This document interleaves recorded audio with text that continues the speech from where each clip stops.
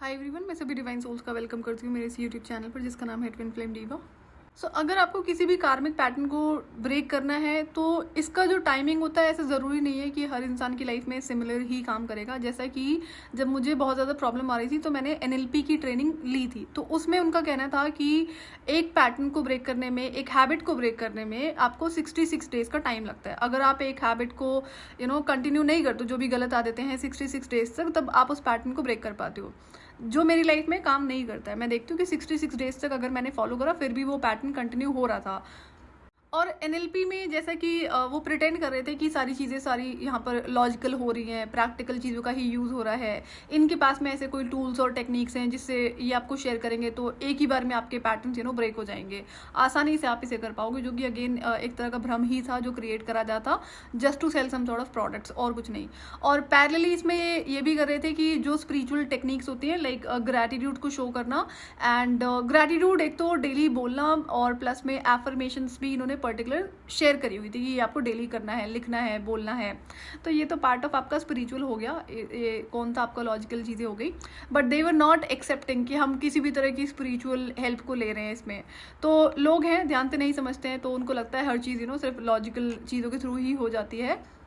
जब मैंने पैटर्न को ब्रेक करने की कोशिश करी है, पैटर्न जो हमारी 5 एरियाज होते हैं लाइफ के, mental, emotional, physical, financial and spiritual, पांचों एरिया में पैटर्न्स जरूर थे, कार्मिक पैटर्न थे। और जैसा कि एंसेस्ट्रल कर्स था, तो जहाँ पर हैवी जनरेशनल ट्रॉमा होता है, एंसेस्ट्रल कर्स है, तो वहाँ पर बहुत सारे कार्मिक पैटर्न्स होते हैं। आप सोचो जो कार्मिक पैटर्न्स जनरेशन टू जनरेशन चले आ रहे हैं, जो मेरे थ्रू हील होने हैं, तो आसान तो नहीं होगा ये करना।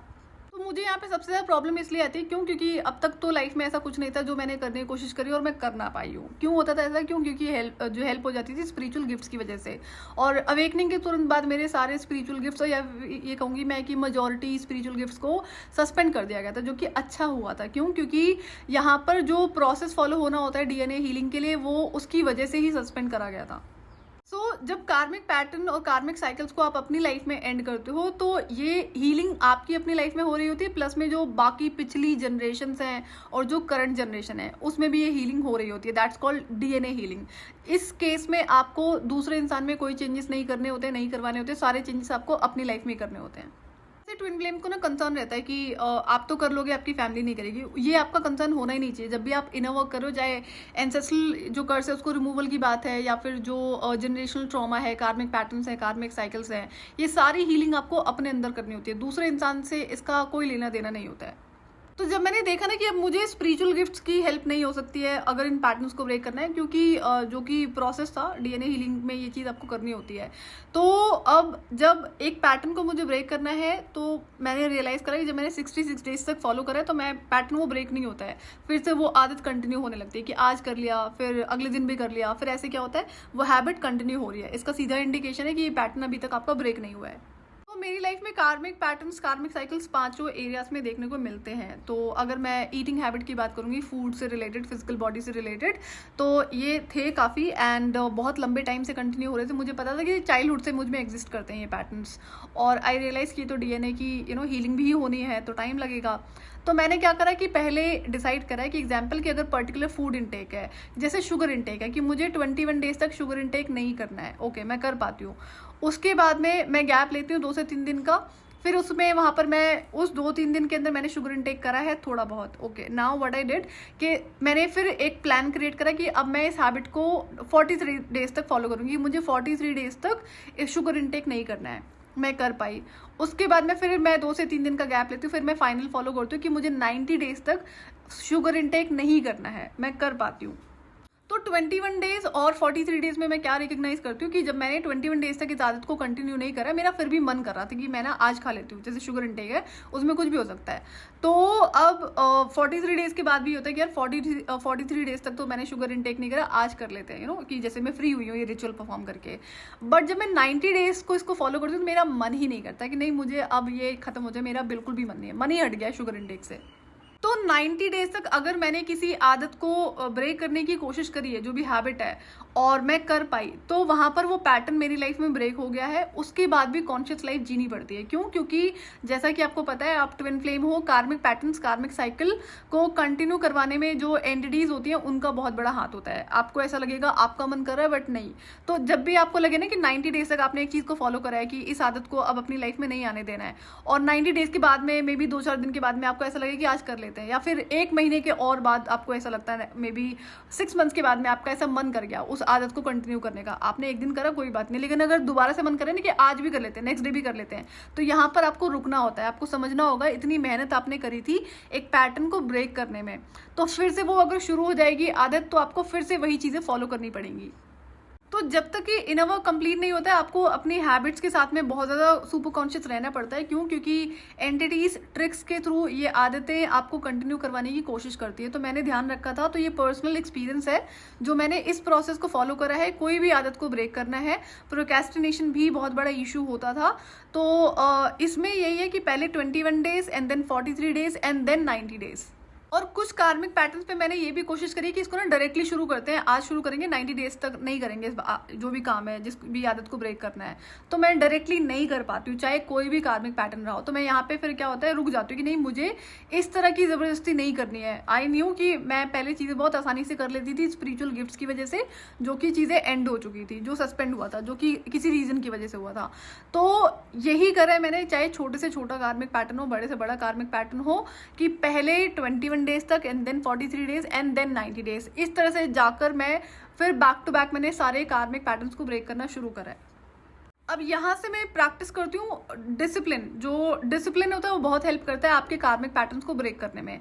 सो जितना ज़्यादा आप डिसिप्लिन को फॉलो करोगे, उतने ज़्यादा आपकी जो स्ट्रॉन्ग लेवल पे डीएनए हीलिंग हो रही होती है।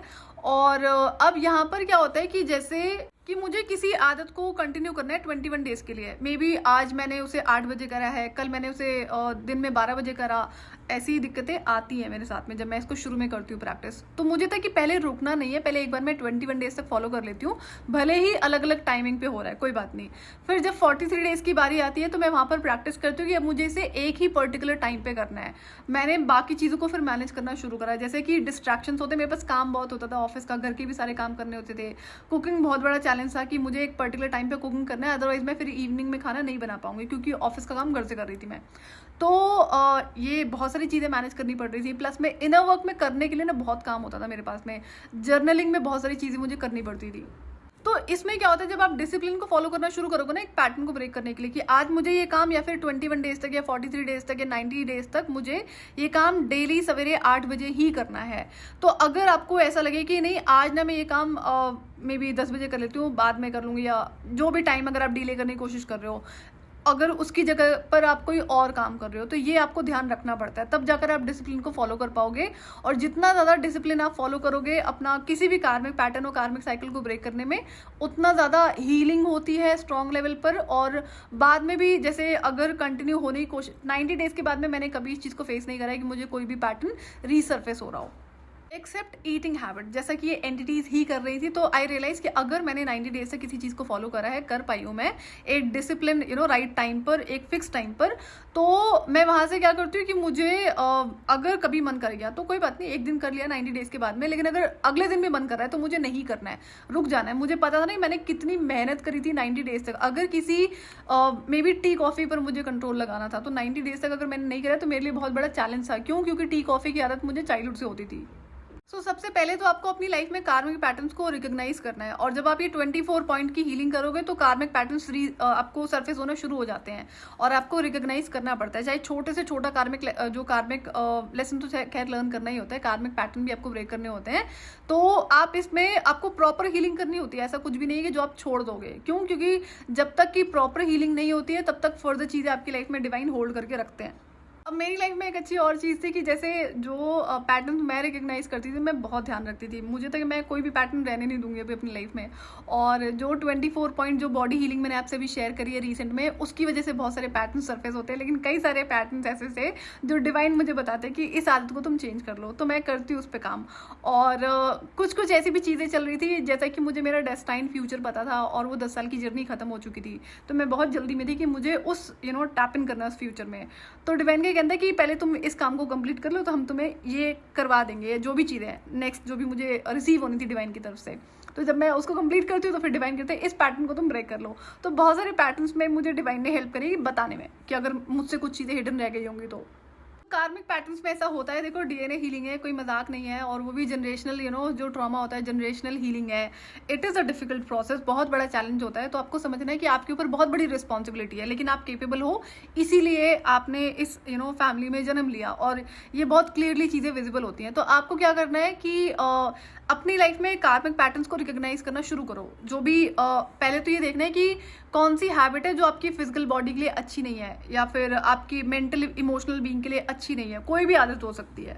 कार्मिक पैटर्न्स को ना आपको नोट डाउन जरूर करना है। क्यों? क्योंकि जब आपको कई बार आपके माइंड में आती है चीज़ें, कभी आपके एंसेस्टर आपको हेल्प कर रहे हैं, कभी डिवाइन हेल्प कर रहे हैं पैटर्न्स को रिकॉग्नाइज करने में, तो हो सकता है कि आपसे वो चीज़ कभी स्केप हो जाए, ऐसा होता है। तो उसको नोट डाउन कर लो, आपको पता है कि इस चीज़ पर आपको काम करना है। अब कार्मिक पैटर्न को ब्रेक करने के लिए, कार्मिक साइकिल्स को एंड करने के लिए मैंने बहुत सारी चीज़ें करी थी, कोई एक चीज़ नहीं करी थी। कई सारी टेक्निक्स का मैंने यूज़ करा था।